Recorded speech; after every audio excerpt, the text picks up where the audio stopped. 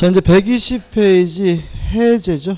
의회와 관련된 판례는 해제권은 형성권이라는 얘기입니다. 그래서 형성권이란 승낙을 받지 않고 일방적으로 행사하는 거고요. 행사 즉시 효과가 있는 거거든요. 따라서 보시면 소재기로서 계약 해제권을 행사한 후죠. 그러면 행사하는 순간 계약은 이미 소급해서 무효가 된 상태이기 때문에 그 뒤 소송을 취하하였다 해도 해제권은 형성권이므로 그 행사의 효력에는 아무런 영향을 미치지 아니한다. 다시 말하면 해제권과 같은 형성권은 행사 즉시 효과가 생깁니다. 그 다음에 가 해가지고 이행지체의 경우에는 상당한 기간을 정해서 이행을 최고한 후에 그래도 이행하지 않으면 계약을 해제할 수가 있는데 가 꼭 기간을 정할 필요는 없다. 기간을 정하지 않았더라도 상당한 기간이 지나게 되면 해제권이 발생하게 되고요. 그 다음에 나와 다가 나오는데 이 다가 좀 신경 쓸 필요가 있어요. 자, 이게 어떤 문제냐면 이런 문제입니다. 갑과 을이 쌍무 계약을 했거든요. 근데 을의 입장에는 예를 들어서 한 2천만 원만 주면 끝나는구나 라고 생각을 하고 있었는데 요 갑 미친놈이 갑자기 5천만 원 달라고 최고가 들어왔어요. 지나치게 많죠.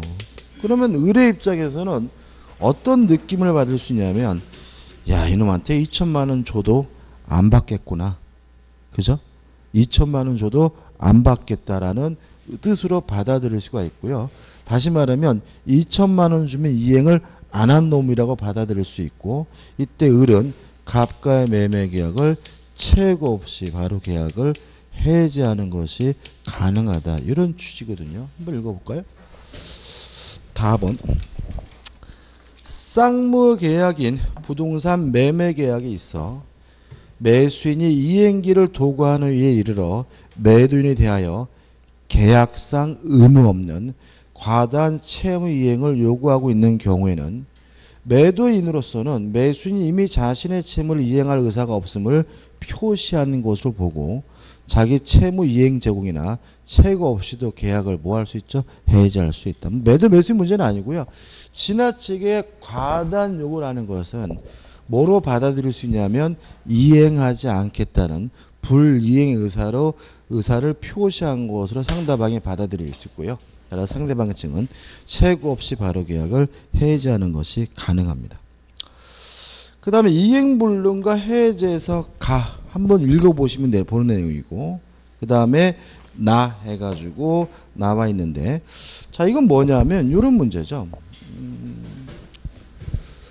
후발적 불능이고 채무자에게 고의나 과실이 있어야 채무불이행, 이행불능 문제인 거고요. 만약에 채무자에게 아무런 고의도 과실도 없다면 이거는 뭐가 되는 거죠? 위험 부담 문제가 되는 거죠. 따라서 채무자에게 후발적 불능에 대해서 아무런 고의 과실이 없다면 해제할 수가 없다. 왜요? 해제는 언제 하는 거죠? 채무 불이행이 하는 거니까. 그죠? 따라서 오른쪽 맨 위에 우측에 보시면 매도인의 매매 목적물에 관한 소유권 이전 의무가 이행 불능이 되었다 할지라도 그 이행 불능이 매수인의 규책 사유한 경우 다시 말하면 채무자에게 뭐가 없어요? 고의나 과실. 채무자가 누구죠? 매도인이죠. 매도인에게 아무런 고의 과실이 없다면 매수인의 규책 사유로 인한 것이라면 이거는 위험 분담 문제이기 때문에 매수인은 그 이행 불능의 의로 계약을 뭐 할 수 없습니까? 해제할 수가 없습니다. 그 다음에 이제 다본과 라본인데요. 자, 이건 뭐냐면 주된 채무가 아닌 부수적 채무에 불이행이 있다면 이행을 강제할 수도 있고 손해배상도 청구할 수 있지만 계약 자체를 뭐 할 수 없냐면 해지할 수가 없거든요. 그럼 부수적 채무불 이행이 뭐냐? 가장 대표인 것이 뭐죠? 토지, 거래, 허가, 절차에 관한 뭐죠? 협력 의무죠. 따라서 협력 의무를 일방이 거부한다는 이유만으로는 계약 자체를 뭐 할 수는 없어요? 해지할 수가 없다. 그죠? 그 다음에 두 번째 기억할 것은 교재에 나와 있는 판례인데 나범 판례입니다. 나범 판례. 뭐냐면 두 번째 임야 거래 시 분묘 처리 특약이죠. 임야를 거래하면서 분묘가 두 기가 있었는데 그 두 기를 이장하기로 특약을 맺었다면 그거는 주된 채무가 아니라 부수적 채무이기 때문에 계약 자체를 뭐 할 수는 없어요? 해지할 수는 없습니다. 다번 판례죠. 다번 판례. 그래가지고 어쩌고저쩌고 해가지고 부수적인 사항에 대한 의무 위반을 이유로 그 계약 전체를 해지할 수 없다. 이렇게 나오죠. 그 다음에 라번 판례는 시험에 한번 나왔습니다. 이건 뭐냐면 이런 얘기입니다. 전대차 계약을 하면서요.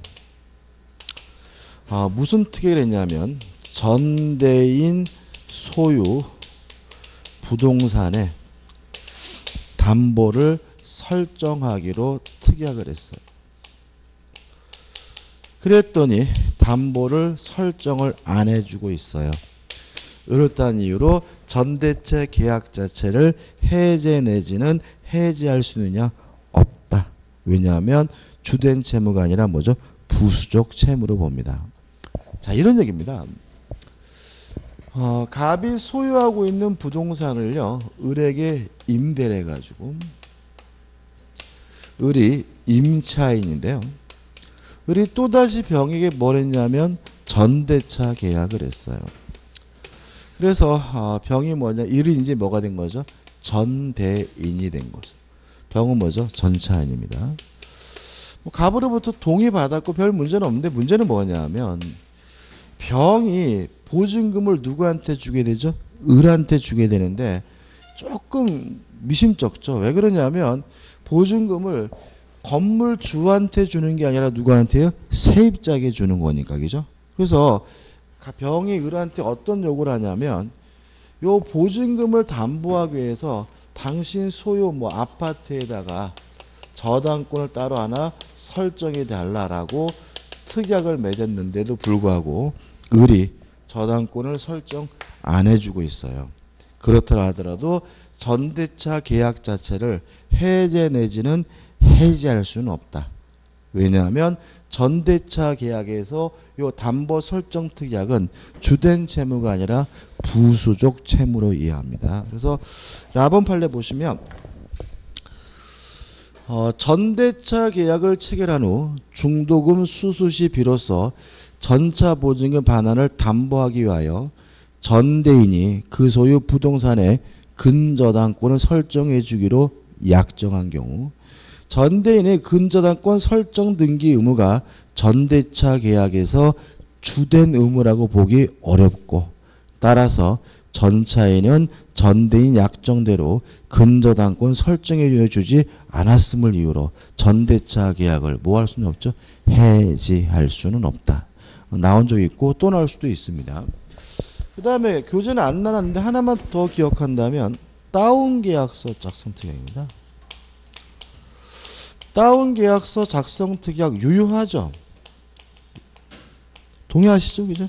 왜요? 세금 회피는 인간 본성의 발언이니까 뭐 하지 않죠? 반사회적이지 않아요? 근데 다운계약서를 작성해 주기로 했는데 안 해줘요. 안 해줬을 때 계약 자체를 해지할 수 있느냐? 없다라는 게 우리 판례 입장입니다. 무슨 말이냐면 요 다운계약서 작성 특약도 주된 채무가 아니라 부수적 채무로 이해해요. 그래서 그거 안 해줬다고 매매계약 전체를 뭐 할 수는 없어요? 해지할 수는 없다는 게 우리 판례 입장이고요. 요 네 가지 정도는 좀 기억해 두셨으면 좋겠습니다. 그 다음에 계약 해제 효과에서 가번은 뭐 우리가 수없이 많이 했죠.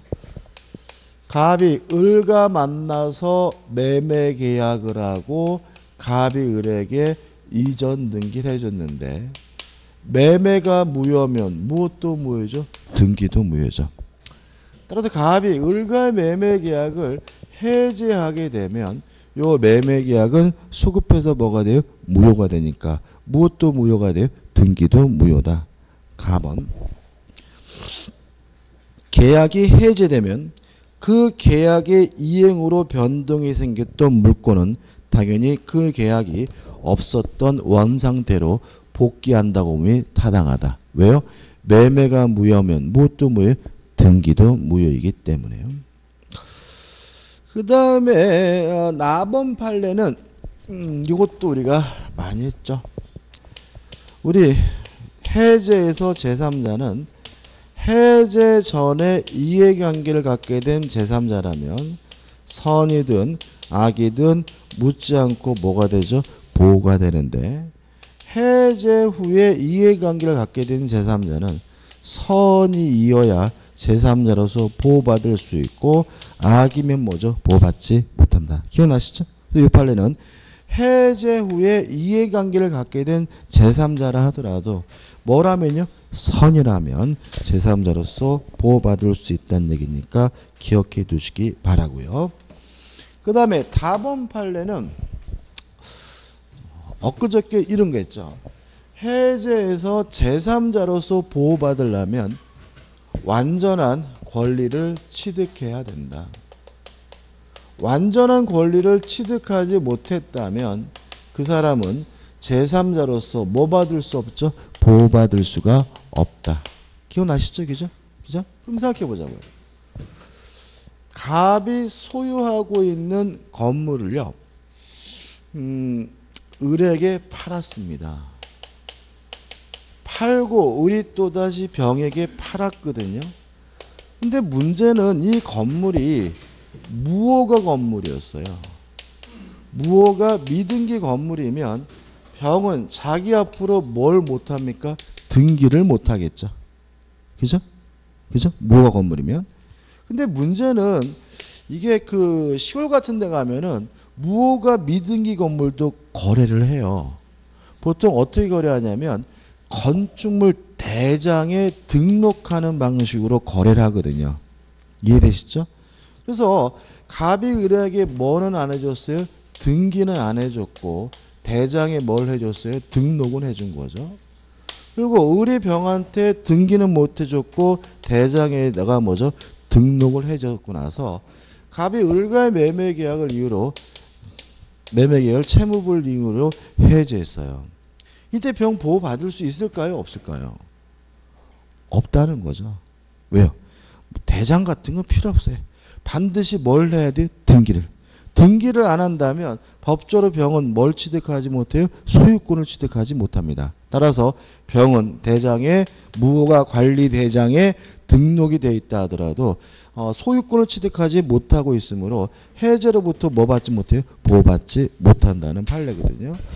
일단 한번 읽어보시기 바라고, 읽어볼 건데 맨 밑에 줄 보시면 미등기 무허가 건물에 관한 매매 계약이 해제되기 전에 매수인으로부터 해당 무허가 건물을 다시 매수하고 무허가 건물 관리대장의 소유자로 등재되었다고 하더라도 건물에 관하여 완전한 권리를 취득한 것으로 볼 수는 없으므로 민법 제548조 제1항 단수에서 규정하는 제3자에 해당한다고 할 수는 없다. 다시 말하면 무허가 미등기 건물이라 하더라도 반드시 뭐까지 해야지만요? 등기까지 해야지만 제3자로서 보호가 받고 이런 대장에 등록했다는 이유만으로는 제3자로서 보호받을 수 없음은 꼭 기억해 두시기 바랍니다.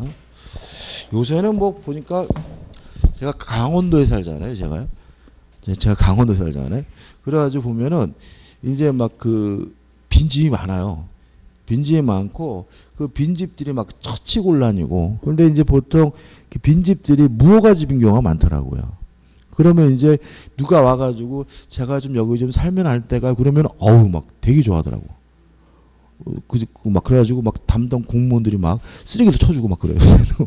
그래서 제가 나중에 살 데 없으면 그런 데 가서 살까. 아무튼 그러니까 참 세상이 좀 많이 변한 것 같아요. 근데 이제 그 시골이 제가 사는 데가 시골이고 13가구 18가구 삽니다. 18가구. 되게 조그맣죠. 완전 시골입니다. 그죠? 그래가지고 이제 이렇게 이렇게 반생 같은 거 이장님 집에서 모여서 막 이렇게 회 같은 거 하잖아요. 그죠? 가보면 이제 전부 다 평균 연령이 80 가까이 되셨어. 그래가지고 젊은 사람은 한 2가구 뭐 이 정도. 그러니까 이제 막 그 이장님 이하 그 사람들이 10년 후면 여기는 다 빌 거다 이제 앞으로. 그러니까 10년 후면 이 말은 없어질지도 모른다. 막 이렇게 걱정도 하고 막 그러더라고요. 아무튼 무허 건물도 거래를 하더라고요. 그다음에 라번입니다. 라번은 이제 이런 문제죠. 자, 우리가 해제를 하게 되면 원상 회복도 청구하고 그다음에 요새 문제가 그 뭐죠? 나는 자연인인가 뭔가 있죠, 그죠? 그것도 문제인 것 같아요. 그래가지고 그 별 준비도 안 돼 있고 그 시골에서 살아보겠다고 와가지고 고생만 직사게 하는 사람들도 많아요, 의외로. 저는 그런 거 참. 아무튼 원상 회복을 하고 별도로 무엇을 청구하죠? 손해배상을 청구하잖아요. 근데 우리가 알다시피 어떤 이유든지 간에 원상 회복해야 되는 관계는 뭐죠? 동시행 관계니까 해제한 후에 원상 회복하는 관계는 동시이행 관계거든요. 그러면 손해배상은 어떻게 하냐? 이 문제에 대해서 우리 판례는 손해배상도 동시이행 관계다. 따라서 해제가 됐을 때 원상 회복만이 동시행 관계가 아니라 무엇도요? 손해배상도 동시행 관계이기 때문에 네가 안 하면 원상 회복 못하겠다 뿐만 아니라 네가 안 하면 손해배상도 못 해주겠다라고 뭐 할 수 있어요? 거절할 수 있다는 취지고요. 이것도 나오면 기억 안 하면 또 틀리시더라고요. 라번 읽어볼까요? 계약이 해제되면 계약 당사자는 상대방에 대하여 원상회복 의무와 손해배상 의무를 부담하는데 이때 계약 당사자가 부담하는 원상회복 의무뿐만 아니라 손해배상 의무도 함께 뭐가 되죠? 동시이행 관계에 있는 겁니다. 기억해 두시고. 그 다음에 마번 판례는 요겁니다. 자, 원상회복해야 될 것이 만약에 금전이라면 뭘 붙이죠? 이자를 붙이거든요. 그러면 이자가 원상회복으로 볼 것이냐 아니면 손해배상으로 볼 것이냐 요 문제예요. 만약에 금전에다가 이자를 붙이는 것이 손해배상이라면 별도로 손해배상을 청구할 수 없는 거예요. 그죠? 이자 붙이면 된 거니까. 그죠? 근데 우리 판례는 금전에다가 이자 붙이는 거는 손해배상이 아니라 원상회복이라는 얘기입니다. 따라서 금전에다가 이자를 붙였다 하더라도 상대방 입장에서는 별도로 추가적으로 또 무엇도 청구할 수 있어요? 손해배상도 청구할 수 있습니다. 근데 이것도 원상회복해야 될 것이 금전인 경우에 이자를 붙이게 되고 이자는 지체 책임이다, 손해배상 책임이다. 그럼 뭐죠? X입니다. 이자 붙이는 건 손해배상이 아니고 별도로 추가적으로 손해배상을 청구할 수가 있습니다. 그래서 마지막에 보시면 이렇게 나와있죠. 여기서 가산되는 이자는 원상회복의 범위에 속하는 것으로서 일종의 부당이득 반환의 성질을 가지는 것이고 반환 의무 이행 지출에 인한 지연손해금이 아니다. 따라서 이자를 붙이는 거 외에 별도로 추가적으로 또 무엇도 또 해줘야 됩니까? 손해배상도 또 해줘야 됨을 주의하시기 바랍니다. 해지인데요. 가번 판례는 옆에다가 이렇게 할까요?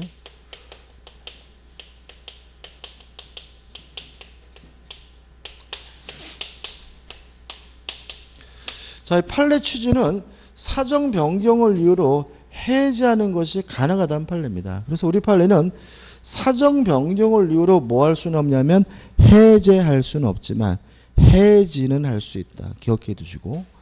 근데 마지막 판례인데, 자, 우리가 임대차의 경우에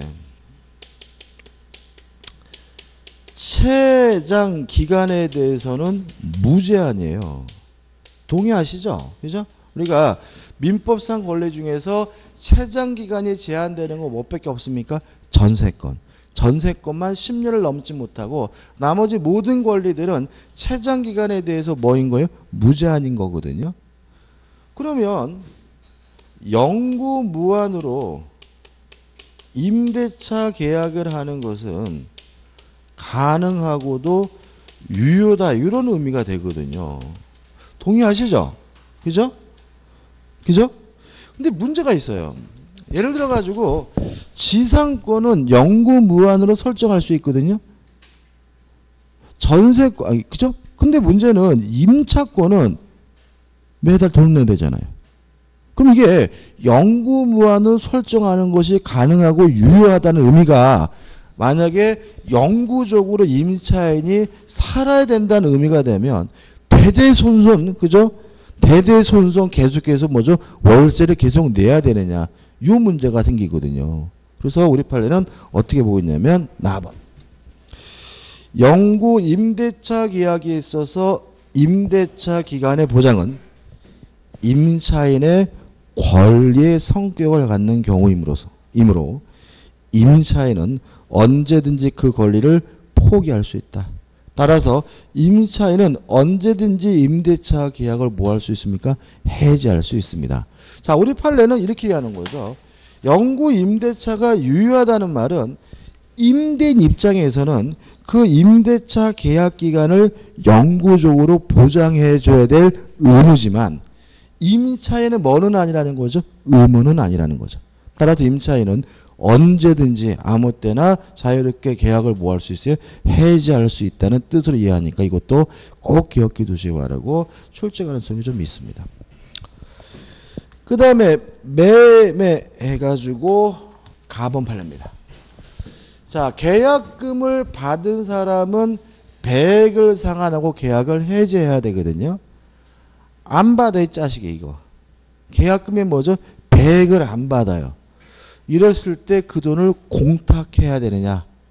공탁할 필요는 없다는 게 판례 입장입니다. 가본 보시면 계약금의 수령자는 계약금의 100의 이행의 제공만으로 해제권을 행사할 수 있으므로 그것을 공탁해야 할 필요까지는 없다라는 거 판례 입장이니까 꼭 기억해 두시고 이것도 은근히 뭐죠? 잘 나옵니다. 그 다음에 나번 판례는 우리가 했던 판례예요. 이것도 기억나실 거예요. 그러니까 참 아는 건데도 불구하고 읽어보면 참 어려운데 갑이 을과 만나가지고 매매 계약을 했는데 갑자기 땅값이 2배나 뭐 했냐면 상승을 했어요. 그래서 을의 입장에서는 갑이 계약금의 100을 상환하고 계약을 해지할까봐 두려워요. 그럼 해제를 못하게 하려면 을이 갑에게 뭘 주면 되죠? 중도금을 지급해버리면 갑이 해약금을 의로 계약을 뭐 할 수 없잖아요? 해지할 수가 없는데 두 가지죠. 첫째, 이행기가 도래하지 않아도 된다. 기억나시죠? 이달 말이 이행하기로 했더라도 오늘 뭐죠? 당장 줘도 된다. 두 번째, 일부 이행만으로도 뭐죠? 충분하다. 다시 말하면 그 중도금을 전액 다 줘야 되는 건 아니고요. 뭐만 주더라도 일부만 주더라도 계약금을 위한 해제를 못하게 막을 수가 있다는 얘기입니다. 따라서 결국은 읽어봐야 되는데 그 나를 기준으로 밑에 줄 두 번째 줄 우측입니다. 반드시 계약 내용에 들어맞는 이행의 제공의 정도에 이르러야 하는 것은 아니라고 할 것이고 이게 무슨 말이죠? 덜 줘도 된다. 그죠? 다시 한번 읽어요. 반드시 계약 내용에 들어맞는 이행의 제공의 정도까지 이르러야 하는 것은 아니다라는 말은 일부만 줘도 상관이 없다는 얘기고 그 다음에 그와 같은 경우에 이행기에 약정이 있다 하더라도 특별한 사정이 없는 한 그 이행기 전에 이행에 착수할 수도 있다라는 말은 미리 돈 줘도 뭐죠? 상관이 없다는 얘기고요. 이거는 읽어보는 이유는 뭐죠? 안 읽어보면 낯설어가서 무슨 말인지 모르고 틀릴 수가 있으니까 꼭 기억해 두시기 바랍니다. 그 다음에 4번판은 안 읽어봐야 되겠죠. 계약금이 위약금적 성질을 이루려면 반드시 위약금으로 한다는 뭐가 필요하죠? 특약이 필요하다. 그래서 위약금으로 한다는 특약이 있어야 위약금적 성질을 띠고 따라서 손해배상 예정액으로 취급되게 됨을 주의하시기 바라고, 넘겨보시면 라번 판례는 같은 취지인데 위약금으로 한다는 특약은 하긴 했지만 위약벌인지 손해배상 예정인지 정하지 않았다면 뭐가 원칙이죠? 손해배상 예정이 원칙이다. 그런 얘기죠. 그 다음에 이제 마번 판례는 자, 이런 얘기입니다. 계약금을 줬어요. 그래도 채무불이행을 이유로 계약을 해지할 수 있죠. 그잖아요. 그죠? 다시 말하면 계약금을 주고받았더라도 매수인이 중도금을 안 주면 매도인 입장에서는 채무불이행을 이유로 계약을 뭐 할 수 있어요? 해지할 수 있는 것이고, 꼭 계약금의 100을 줘야 되는 건 아니잖아요. 동의하시죠? 그죠? 동의하시죠? 그죠? 마찬가지로 만약에 약정 해제 사유가 있다면 약정 해제 사유로 행사할 때 꼭 계약금을 포기할 필요는 없는 거죠. 예를 들어 가지고 매매 계약을 하면서 계약금도 줬는데 단 매수인이 해외로 이민 가면 본 계약을 해지할 수 있습니다라고 특약을 맺었다면 진짜로 해외로 이민 가게 되면 계약을 뭐 할 수 있는 거예요? 해지할 수 있는 거고, 그때는 계약금을 굳이 뭐 할 필요 없어요? 포기할 필요는 없는 거예요. 그죠? 다시 말하면 계약금을 이유로 한 해제 경우에만 계약금을 포기하거나 배액을 상환하는 거죠. 따라서 마번 보시면 갑이 매매계약상 특약에 근거하여 매매계약을 해제한다면서 계약금을 반환해달라는 의사를 명백히 표시하고, 어떤 상황인지 아시겠죠? 그 외에도 계약금 반환을 구하는 소를 제기한 사안에서 갑의 해지 통지는 매매계약의 특약에 따른 약정 해제권 행사하는 취지이지 계약금 약정에 의한 해제권 행사로 볼 수는 없기 때문에 계약금을 뭘 해야 돼요? 돌려줘야 된다는 얘기고, 우리는 계약금 계약이 있더라도 약정 해제 사유가 있다면 해제할 수 있고 굳이 별도로 또다시 계약금을 꼭 뭐 해야 되는 건 아니에요? 포기해야 되는 것은 아니라는 거 주의하시기 바랍니다. 그 다음에 오른쪽 하단에 보시면 가번 해가지고 나오는 내용은 가와 나죠. 가와 나. 자, 매매 계약을 한 후 인도하기 전이라면 매도인이 과실을 수취하고요. 인도 후에는 매수인이 과실을 수취한다. 따라서 인도 전에 매도인은 대금에 대해서 이자를 달라고 뭐 할 수 없어요? 청구할 수가 없다. 이게 나번 판례가 그렇고, 그 다음에 매수인이 인도 받기 전이라도 대금 지급을 뭐죠? 완납했다면 그때부터 누가요? 매수인이 과실을 수취하게 된다. 이게 뭐죠? 가번 판례죠. 다시 말하면 매수인은 과실 수취하기 위해서 둘 중에 하나를 해야 됩니다. 인도를 받든지 아니면 대금 지급을 완납하면 되고요. 그 다음에 나번 판례는 인도하지 않고 있다면 누가 점유하고 있습니까? 매도인이 점유하고 매도인이 과실을 수취하는 거니까 매도인은 대금에 대해서 뭘 청구할 수 없습니까? 이자를 청구할 수가 없다. 이런 얘기죠.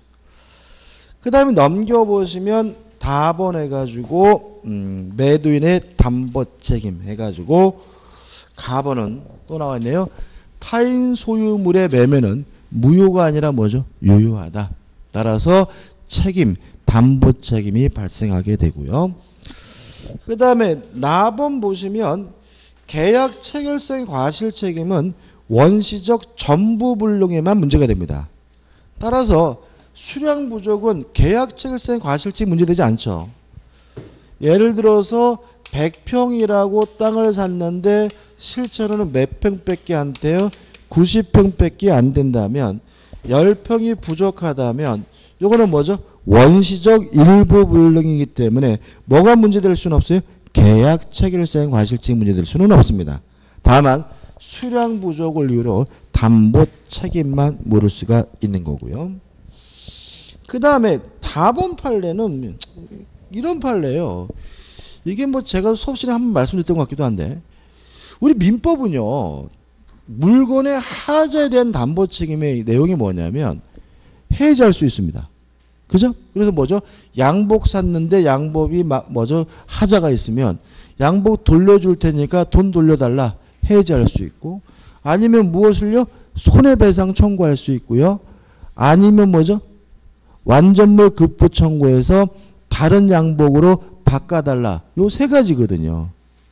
수리해 주는 건 없어요. 뭐는 없다고요? 수리해 주는 거. 근데 우리나라 현대자동차는 맨날 뭐 해줘요? 수리해 주잖아요. 그죠? 자, 저는 그래서 제가 전에 말씀드렸죠. 저는 현대자동차에 대한 엄청난 안티팬이에요. 저는 뭐 누가 뭐 현대차 그러면 저는 막 이래요. 왜 그러냐면 제가 그 처음에 이제 차를 샀을 때 중고차를 타고 다녔어요. 제가요. 그러다가 새 차를 처음 뽑은 날, 아우 저는 그날의 기쁨 지금도 잊지 못해. 그러니까 이게 사람이 살면서 아파트를 처음 샀을 때 기쁘지가 않더라고요. 대출이 너무 많아가지고. 그래가지고 왠지 은행 집을 내가 사준 것 같고 막 은행 아파트를 내가 사준 것 같고 제 집 같지도 않고 막 그랬는데 새 차를 처음 뽑았을 때는 막 그 기분이 막 그 뭐죠? 뭐 상상도 못하고 그래서 전날 잠도 못 자고 막 설레가지고 막 이러고 그래가지고 받았는데 30분 만에 퍼졌어요. 딱 시계 이맘때쯤이에요. 그러니까 완전한 여름은 아니었는데 굉장히 더웠어요. 그래가지고 차를 받아가지고 이렇게 비닐로 있잖아요. 그죠? 비닐이가 막 씌어있고 그래가지고 또 뭐 했겠습니까? 그죠? 뭐 엄마 나 차 뽑았으니 우리 반말할까 막 이러면서 막 온 식구 다 연락하고 막 그냥 막 그래가지고 이제 날라가는데 큰 길이 그냥 딱 섰어요.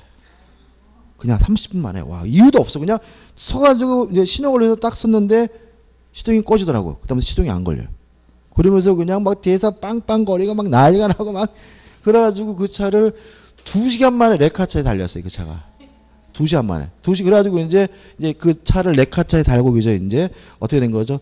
레카차 기사, 그다음에 저한테 차 파신 분 이렇게 3명이 이제 앉아서 가는 거잖아요. 그죠?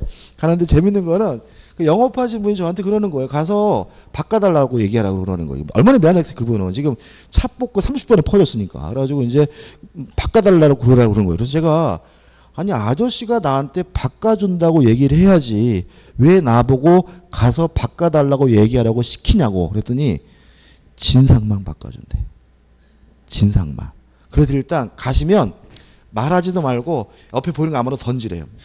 거기서 이런 개새끼들 막 이러면서 막 욕하고 막 방방 뜨고 막 그냥 막 팍팍 하고 있으면 자 옆에서 이 인간 말종이라고 이거 대화도 안 통하는 인간이고 막 그러니까 빨리 차 바꿔주자고 막 이렇게 할 테니까 가가지고 막 지랄 밝은 거 하라는 거죠 보고. 근데 제가 할 놈같이 보입니까? 그래가지고 수리해서 타고 다녔거든요. 그러니까 뭐 기분이 뭐 굉장히 안 좋더라고요. 그래서부터 제가 현대차를 주고 다녔어 제가. 근데 걔네들 참 바보예요. 왜냐하면 바꿔줘야 돼 그런 거는. 그래야 그 사람이 나중에 또 현대차를 구입하는데요. 저같이 그런 일 한번 당하면 다시는 안 삽니다. 진짜 그거는. 그 수리해주는 게 그게 만은 아니거든요. 요 판례 뭐냐면요. 수리해주란 판례예요. 뭐 해주라고? 수리해주라고. 그러니까 자동차를 바꿔주는 것이 원칙이긴 하지만 뭐 고칠 수 있는 건 뭐죠? 수리해줘도 상관이 없다. 뭐 얘기입니다. 그죠?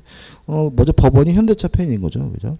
그래서 결론 보시면 만약에 손쉽게 고칠 수 있는 경우에는 다른 자동차를 바꿔주지 않고 수리해줘도 상관이 없다라는 거지 같은 판례입니다. 근데 그래서 이제 제가 이제 그 다음에 이제 대우차를 뽑았어요. 대우차를 딱 뽑았거든요. 근데 문제가 저희 형이 현대차를 다녀요. 현대자동차를. 근데 지금도 다닙니다. 지금도 저희 형 친형이. 근데 이제 그 울산에 살았거든요. 살았는데 이제 형 집에 놀러 가야 될 거 아니에요, 그죠? 갔는데 제 차를 아파트 입구에서 차단하는 거야. 뭐 그 같은 동네가 다 있어. 뭐 진짜 놀랐어요, 제가. 현대차 아니라고. 그래서 제가 그 아파트 입구에 내려놓고 걸어갔다니까요. 오이씨, 뭐 아무튼 그래서 내가 더 안 산다 짜치더라 내가. 더 안 산다 자식들아. 완전히 무슨 그게 이제 현대 직원들이 사는 아파트이긴 했지만 그렇다고 현대차가 아니라고 그 진입을 금지시키는 뭐 이런 거지 같은 동네가 다 있나. 그래서 내가 더 안 산다 자식들하고. 어째 임대차입니다. 1번 임대차에 뭐가 나오죠? 유효성이 나옵니다. 일단 가번 판례는 뭐 중요한 판례는 아니에요. 자, 이런 문제거든요. 임대차가 설정되고 나서 소유자가 바뀌었어요. 소유자가 바뀌어가지고 임차인이 쫓겨났어요. 쫓겨나는 순간 임대차는 뭐죠? 종료된 것이다. 굳이 해지한다라고 별도로 뭐 할 필요 없어요? 얘기할 필요가 없다. 당연한 얘기입니다. 그죠? 다시 한번요. 소유자가 변동되는 바람에 임차인이 뭐죠? 쫓겨나는 순간 임대차 계약은 뭐가 되는 거예요? 해지가 되는 것이고 별도로 해지한다고 말할 필요는 없다. 이런 얘기인 거죠. 그 다음에 나번 판례는 남의 물건이죠. 타인 소유물에 관한 임대차입니다. 자, 타인 소유물의 임대차도 물론 유효하겠죠. 그죠? 동의하시죠? 왜요? 타인 소유물의 매매가 유효한데 임대차는 못하겠습니까? 그죠? 임대차죠 뭐죠? 유효한데 요거를 착오를 이유로 취소할 수 있느냐? 이건 한번 읽어봐야 돼. 타인 소유 부동산을 임대한 것이 임대차 계약을 해지할 사유는 될 수가 없고 해지할 수 없습니다. 목적물이 반드시 임대인의 소유일 것을 특히 계약의 내용으로 삼은 경우라야 착오를 이유로 임차인이 임대차 계약을 뭐 할 수 있습니까? 취소할 수 있습니다.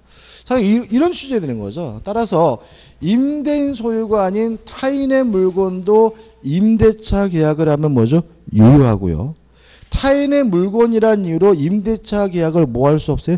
해지할 수도 없고 착오를 이유로 뭐 할 수도 없어요? 취소할 수 없다.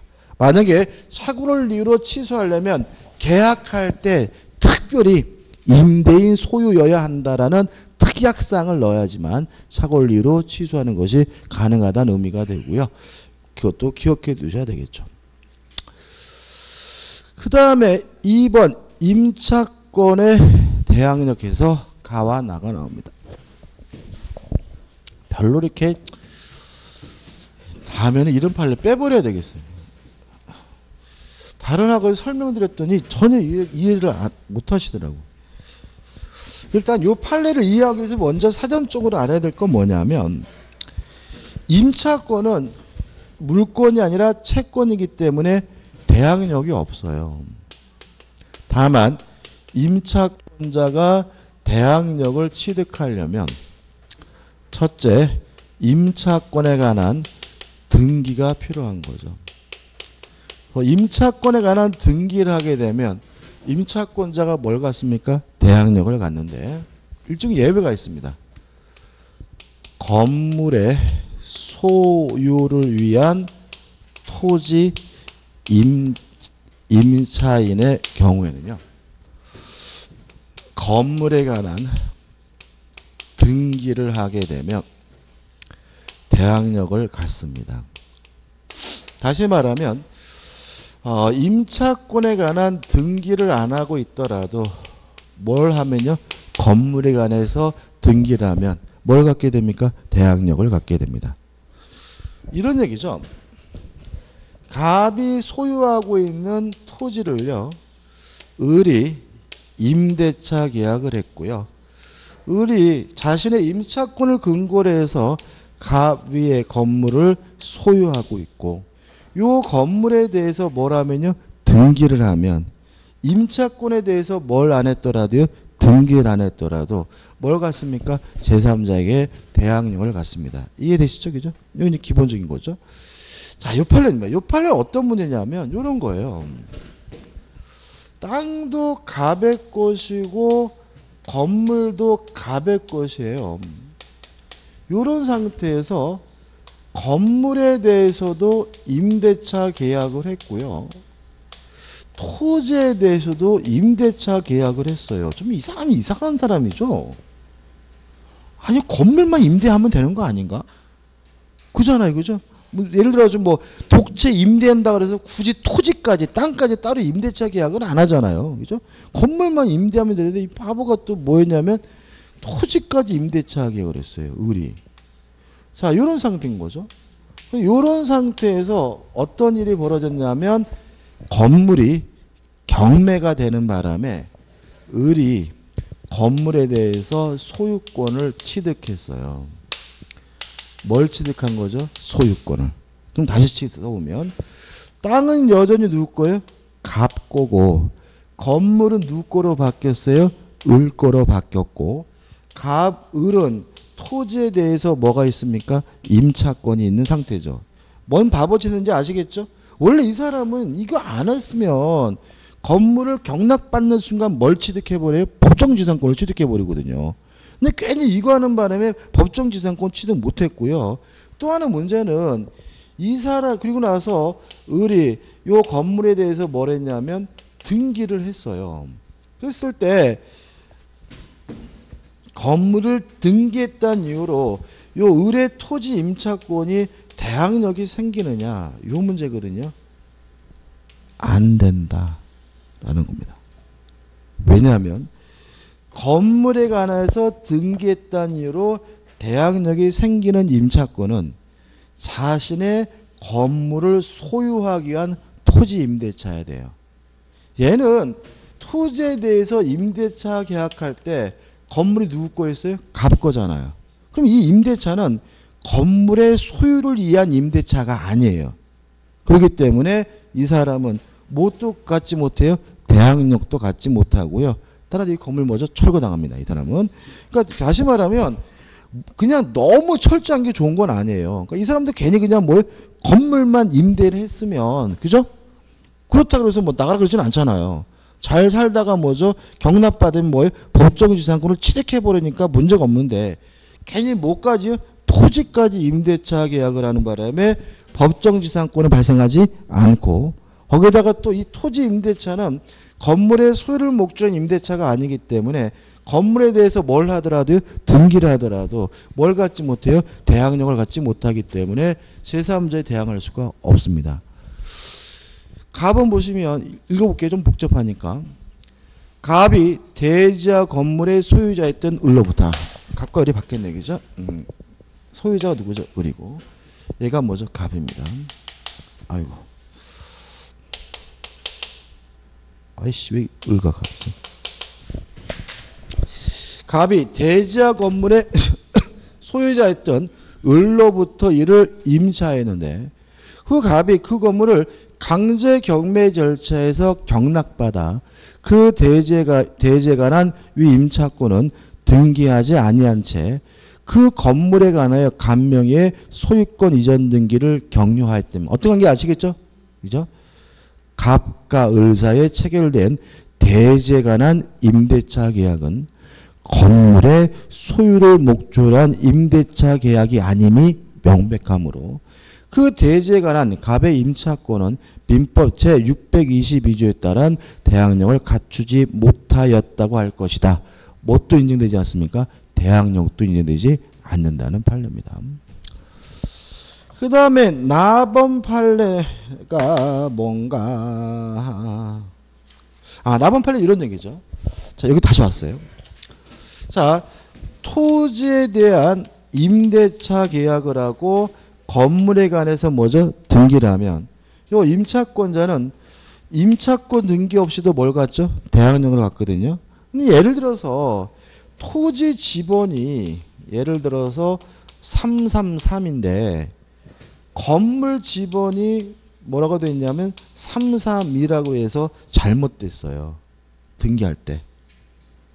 상관없다. 지번 잘못됐더라도 뭐죠? 대항력 뭐죠? 생긴다. 이런 판례입니다. 그래서 위에서부터 세 번째 줄 중간부터 보시면 설사 그 표시가 다르다 하더라도 그 지상 건물이 등기부상의 건물 표시와 사회통념상 동일성이 있고 그것이 임차한 토지 위에 건립되어 있어서 쉽게 경정등기를 할 수 있는 경우라면 경정등기 전이라 하더라도 동조소정의 대항력을 갖추었다고 보아야 한다. 무슨 말 아시겠죠? 그죠? 따라서 만약에 건물에 관한 등기의 지번이 잘못된 경우에는 임차권의 대항력이 인정되지 않는다는 취지는 뭐죠? X가 됨을 주의하시기 바랍니다. 그 다음에 623조 해석인데 623조 나와 있죠. 자 뭐냐면 임대인은 적극적으로 사용 수익하게 해줘야 되고요. 고장난 곳이 있다면 임대인은 뭘 해줘야 됩니까? 수리를 해줘야 됩니다. 문제는 이 규정은 임의 규정이에요. 따라서 특약으로 뭐 할 수 있냐면 배제할 수 있거든요. 이거 가문 판례입니다. 근데 그래서 임차인이 수리하기로 했다면 임대인은 수리할 의무를 면하지만 여전히 대규모 수소는 임대인이 해야 된다. 이런 뜻이죠. 다시 말씀드리면 임차인이 수선하기로 특약을 맺었다 하더라도 대규모 수소는 여전히 누가 합니까? 임대인이 해야 합니다. 그 다음에 나번 판례는 어떤 의미냐면 임대인은 사용 수익하게 해주면 그만이고 임차인의 생명, 재산, 신체에 대한 보호문은 없다. 이런 얘기죠. 따라서 세를 줬는데 도둑이 들어서 임차인이 털리더라도 원칙적으로 임대인이 책임지지는 않습니다. 또 불이 나가지고 화재가 발생해 임차인이 돌아가시더라도 원칙적으로 임대인은 뭐하지 않죠? 책임지지 않습니다. 왜냐하면 임대인은 사용 수익하게 해줄 의무만 있고 생명, 신체, 재산에 대해서는 뭐가 없냐면 보호의무가 없습니다. 다번 판례입니다. 오른쪽에 불났어요. 세를 줬는데 임차인에게 고의 과실이 있는 것으로 추정을 합니다. 이해되시나요?